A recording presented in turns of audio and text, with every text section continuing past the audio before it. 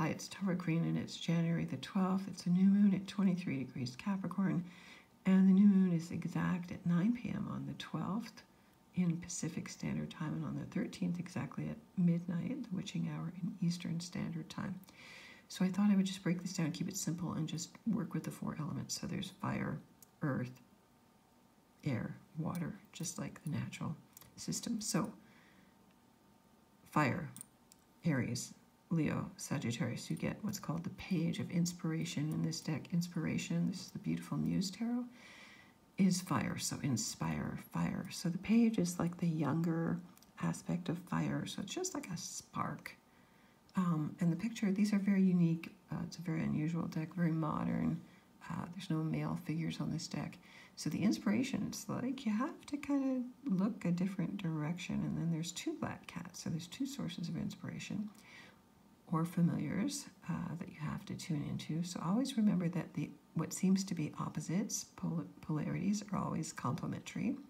And then tap into that beautiful cloud of inspiration. You know, the South Node is in Sagittarius right now, so it's a good time to tune into old history, archaeology, mythology. Go back and read stuff that you learned before. Go back and learn something new about some ancient stuff. I feel like it's a time to really get inspired and discover new things, especially as Jupiter and Saturn and Aquarius are sextiling Sagittarius. Okay, now there's other aspects today, which is Mercury square Uranus and Venus square Chiron on the full moon, and then of course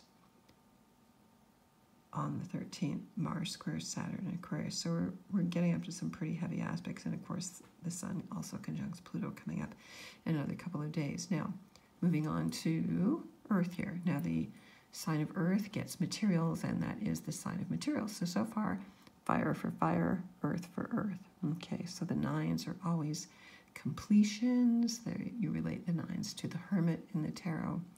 It is a number of order, of completion, of multiplication. And in this deck, materials are always shown as roses, and it's kind of a beautiful spiral. This the woman that represents the nine materials seems to be running in this beautiful, you know, I would call it, it's like the Garden of Eden. This would be like the nine of discs or matter or earth in other tarot decks. So enjoying all the material riches, all the material resources that we have. Of course, Uranus is in Taurus as well, and Pluto is in Capricorn, and so Venus is in Capricorn as well. So we want to enjoy the earth realm, what she has to teach us, what it is about being in our bodies. Okay, so that's a nice one. So spin that in a new way. And then for the air signs here, you get the Knight of Voices. Now, voices is also air. So far, we're 3 for 3 with the elements matching the cards. So the Knights, again, are older, masculine. They can be kings in other decks. Knights of Voices means the king of air. So that would represent mastering your thoughts, mastering your words, mastering your intentions, mastering what you say, what you think about, what you communicate. And there's a beautiful kind of white Pegasus horse here, which has always been one of my favorite horses. And of course, this is very much like Sagittarius energy. We can see that. With a beautiful kind of sun that we can see peeking through and up in the clouds there. So let your mind reach to the clouds. Let your mind fly. Trust your instincts and go fly with them as well. Now, on the end here, for water, we have the four of inspiration. So inspiration is, again, fire.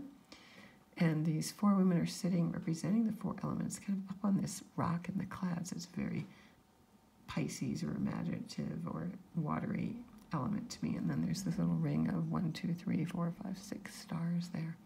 And some other constellations in the background as well. So the four of fire would represent a foundation in fire, would represent power of fire, inspiration. Never underestimate the power of an idea to take off.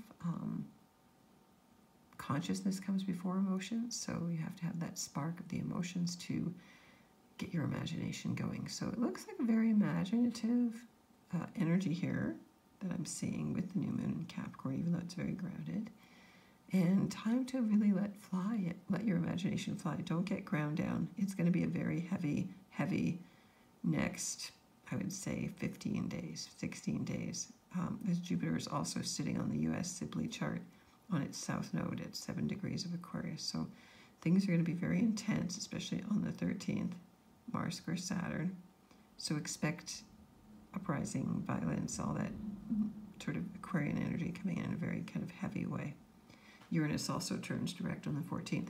So if you want to get in touch with me, I'm at taratarot.com. Please follow me on my blog at infinitynow.wordpress.com. I'm on Twitter. I'm on Instagram. Many blessings to you.